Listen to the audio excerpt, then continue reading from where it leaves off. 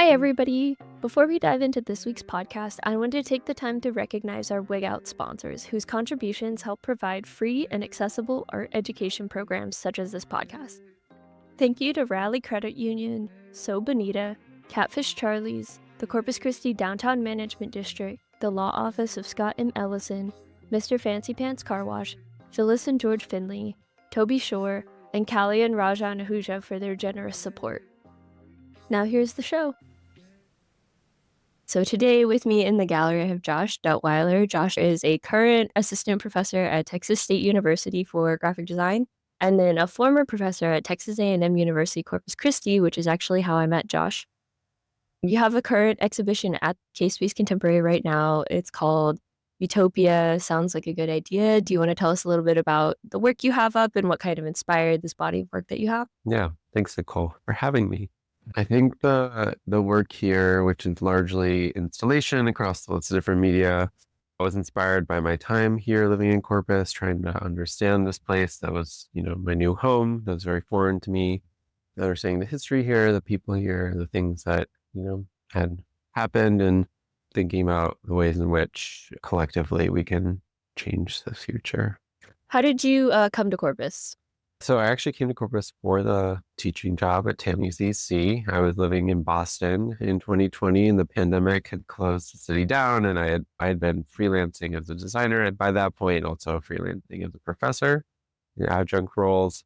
When those kind of dried up, I had already been, because of the pandemic, I've been interested in full-time teaching, and so I had applied pretty widely to different university positions. I was trying to get to Texas because my partner lived here at the time, but it was, because of the pandemic, almost every single job opening closed because no one was hiring. Nobody knew what was going on. So fortunately, A&M did not, or they did continue their search. And I have a feeling it has to do with Nancy Miller. Pretty sure she just pushed it through no matter what. And I was for that job and moved here.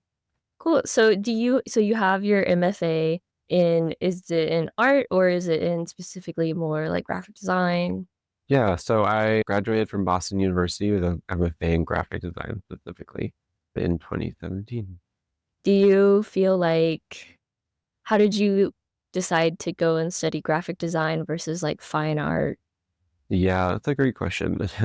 Looking back, I'm not sure it all makes sense, but it worked out. So I got a BFA in visual communication from a small liberal arts college in Western New York.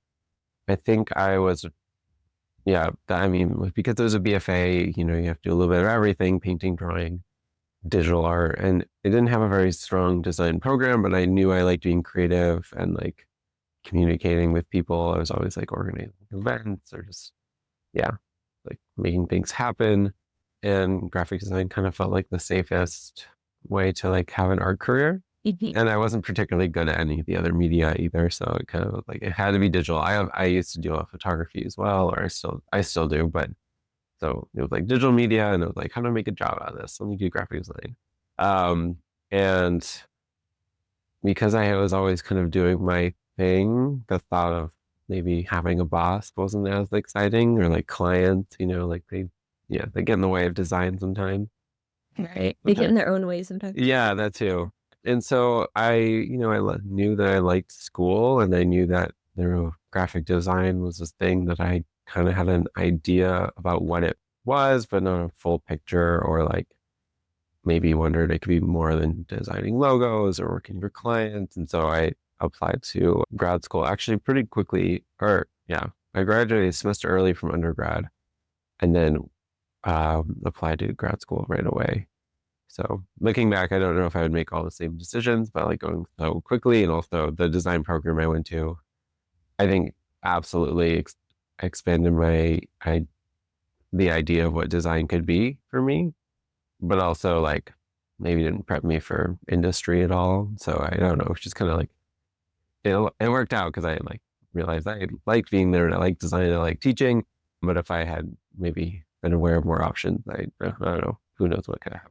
Right. So do you feel like that statement still holds true today, for current students who are, because I hear this a lot from my students or from other teens whenever I go to schools and talk about well, if you want to go into art and you want to have like a career, you need to do graphic design because that's like a safe career path. Do you still feel like that rings true today? I think in some ways, yes. I think there's more jobs in design. I do think design is also competitive as much as, getting the gallery showing.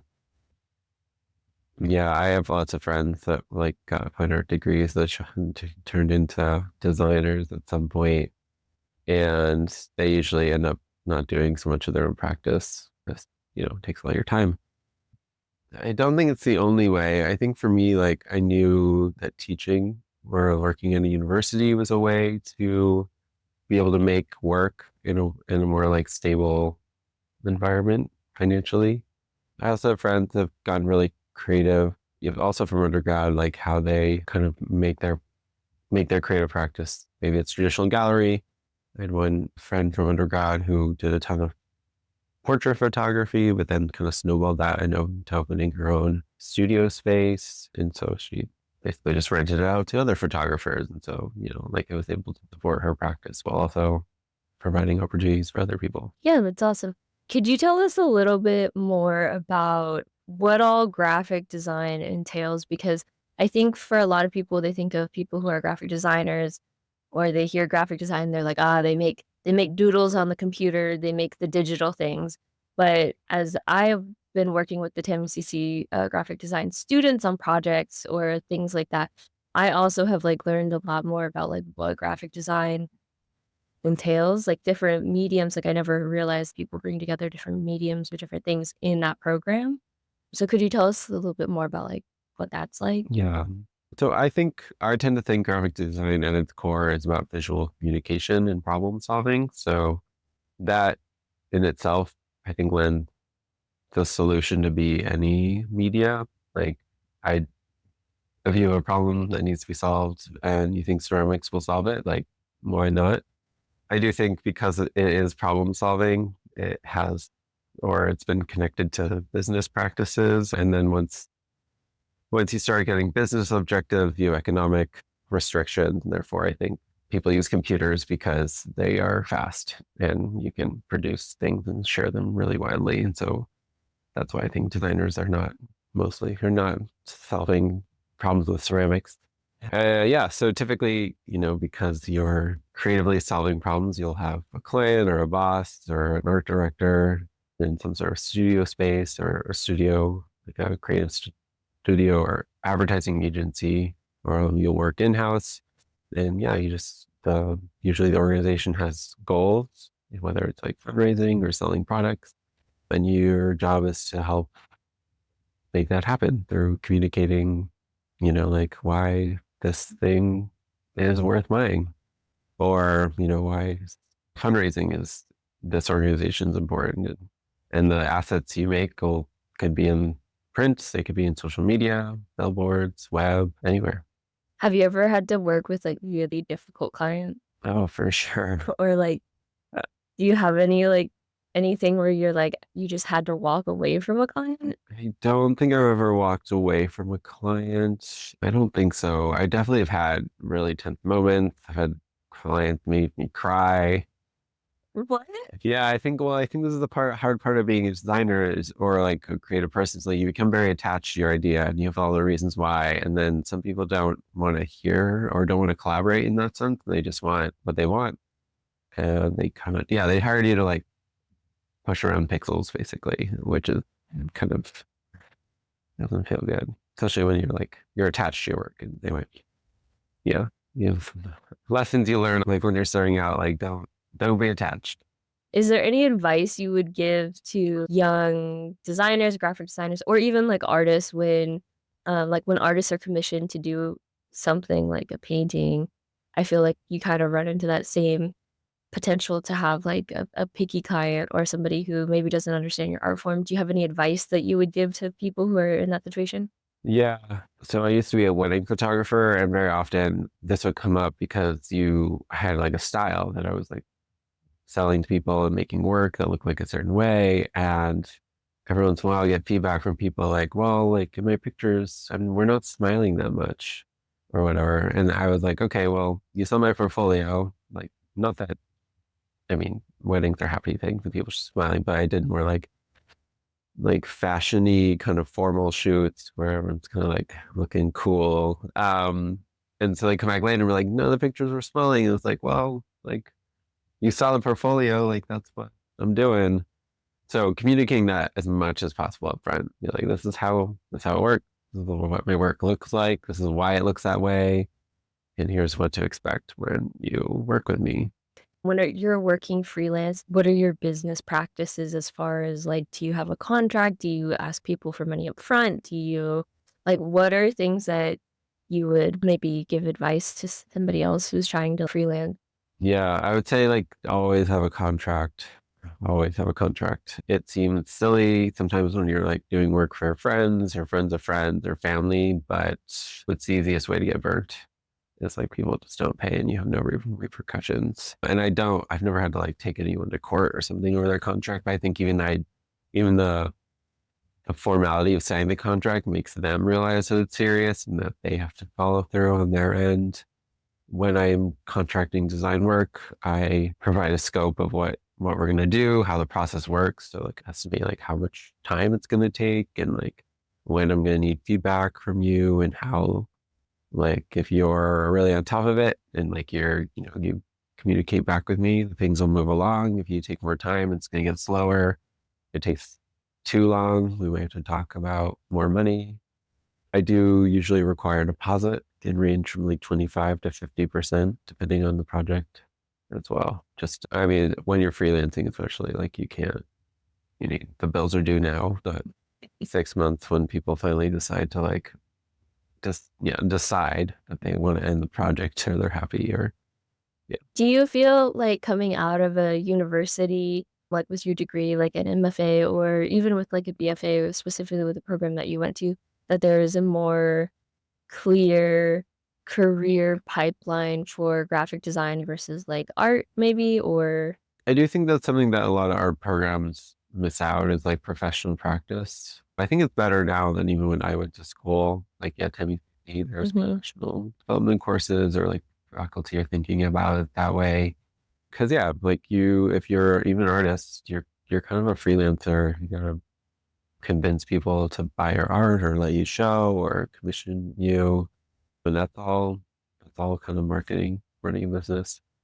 I think design, because it has an industry behind it, which is like advertising, marketing, that pipeline's a little bit more clear, but you still, to get those jobs, you need to do the same like visual pitch Right. work. All right. So, what inspired you or drove you to submit artwork to shows?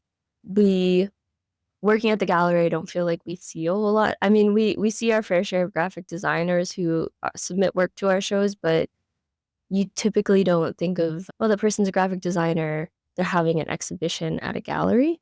And like, where did you decide to like kind of jump that invisible boundary between like fine artists in air quotes and like graphic design? Yeah, I think it comes from the fine art training.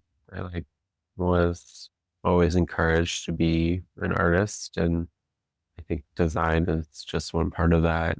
I think my work is still using the framework of design. So I am like visually communicating. I have, things I'm trying to say. It's not usually open for too much negotiation from the viewer necessarily. I'm always kind of like prompting the audience to like think about things, which I think I get from a design background. I think lots of artists do that too, but I think sometimes the art can be very personal and is open for like wide interpretation. So yeah, I was always just making art and, as an artist, it's good to show your work. Being a faculty on a tenure track, I'm required to do research and fortunately showing in galleries counts as research. So making work, showing all kind of works towards that goal, which aligns with my goals. So it kind of works out. That's awesome. How did you always know that you wanted to go into like a creative field? Like, and did you have like a high school art program or? Yeah, I definitely liked making things.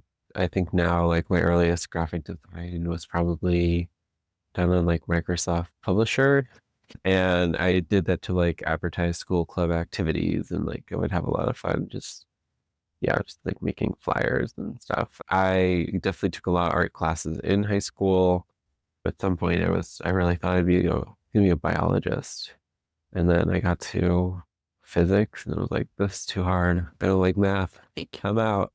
And so I just transferred into doing a little bit more art. I don't think we hadn't. I think maybe high school had an art club. I was not involved in that one actually. Definitely more on. I was doing like business club. Business club. So I think I'm again, gonna make money. yeah. So it's like it's always been this like tension between design and or art and economics, I guess, for me. I feel like that's a common kind of struggle in the art world of like, I really want to make this thing and I would love to keep doing this, but like we have to pay the rent, we have to pay the water bill and stuff like that. And so it's like this challenge between like how to stay and remain creative and pay your bills. Have you had other jobs other than teaching with art and like freelancing that kind of helps with your art career? I mean, I've been in-house designers. So I've worked for a small ad agency when I lived in Boston. And so I was on like creative teams that we did promotional work or design work for Verizon and Fidelity and Johnson and Johnson. And so like I was exposed to that environment. I think the things I enjoyed about that team specifically was that I could learn a lot from the other creative people I was working with. A lot of like really skilled, technical, conceptual people that were, yeah, just like constantly collaborating with them. And yeah, sometimes it's fun to say you got to do a Verizon campaign or whatever. And the things I didn't like were like the tight deadlines, the fact that the clients, because they were paying you so much money, would just like you were just whatever they wanted, you had to do. And I think that kind of sucks some of the creativity out of it because it's like some director of some department that's like, you did all that, well, I don't like it for whatever reason. So do it again. I worked in-house for a startup. So we made smart micro garden, which is a very niche product. But the cool part of that, again, being on a small team, I less about the design feedback because there were no other designers, but I actually had just more control over the creative process. All the brand output was mine. So I get to decide what everything looked like, which is, yeah, just like a lot of freedom. But again, you're working startup hours, like there's no team, it's just you, got to get it done. So that can be very like soul sucking or tiring after a while as well. Is it typical, like when you worked for the ad agency, is it typical to work in a team on like a campaign for like one ad? Like there's multiple designers. I'm sure that there's moments when teams kind of like disagree on the direction something should go. Is there typically like a structure in place for disagreement?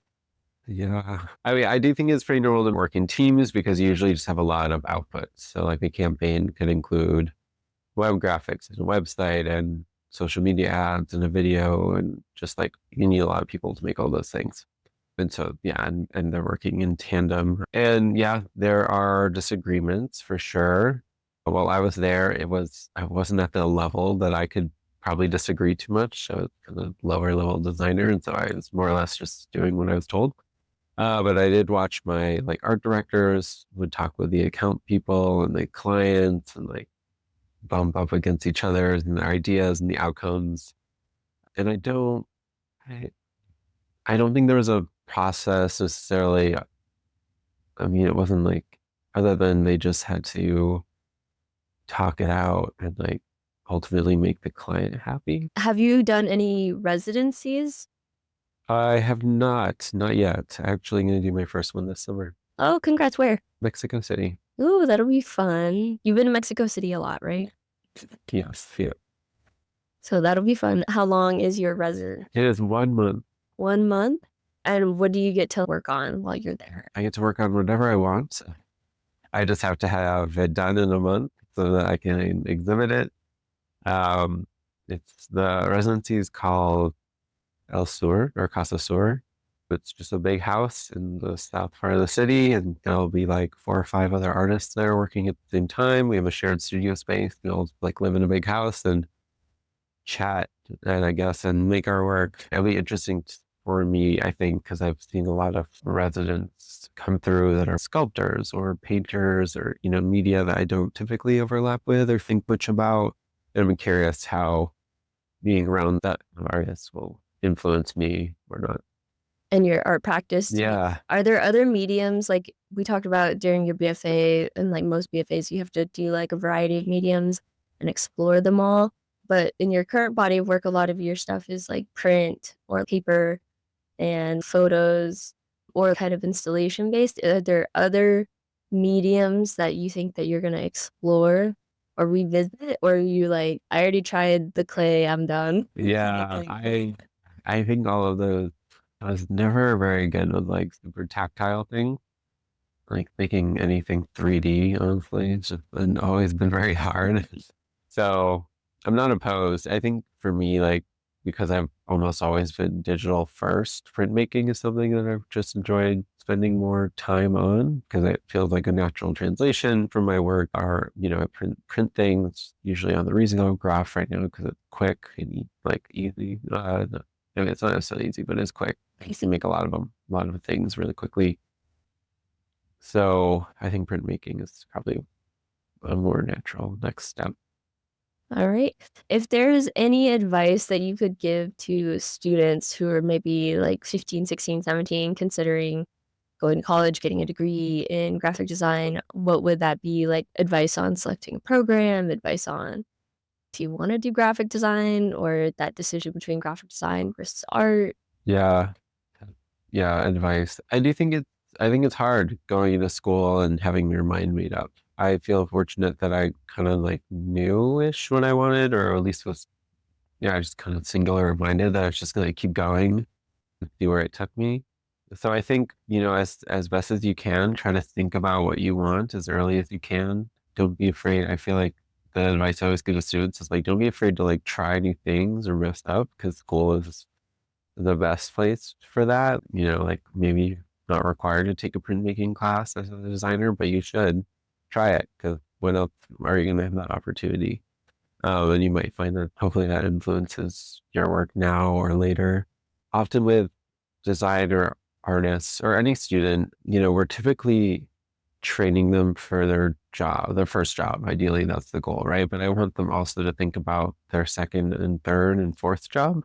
And I think those thoughts, aiming or thinking a little bit further out, you can kind of start to shift like your portfolio or like your goals. Like maybe you can't be a designer at your favorite or ad agency immediately out of school. Like not everyone gets the opportunity, but you can think like, what's the first step that'll get me there eventually? And so just being a little bit more strategic, even when it feels like you're not getting that thing you really want right away. I mean, you can learn lots of creative things outside of school too, and either bring those in or just keep learning when school's over.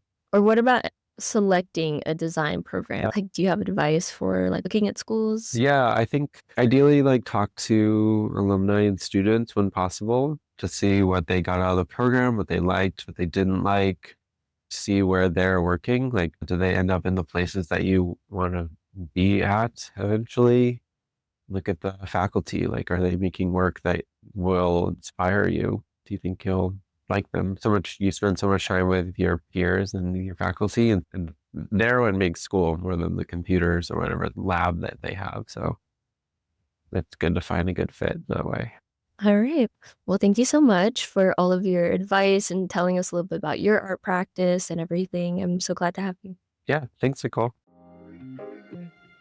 This podcast is part of the Case-Based Contemporary Art Education Programming. Case-Based Contemporary is a 501c3 nonprofit organization committed to presenting and promoting contemporary art.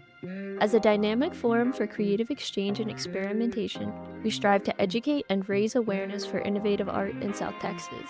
To support this podcast, please share, like, and subscribe on your favorite streaming platform. Follow us on Facebook and Instagram at Case-Based Contemporary, or check out our education page on Instagram at Case-Based Art Lab. For those interested in contributing or becoming a member of Case-Based Contemporary, please visit our website at www.casebasedcontemporary.org.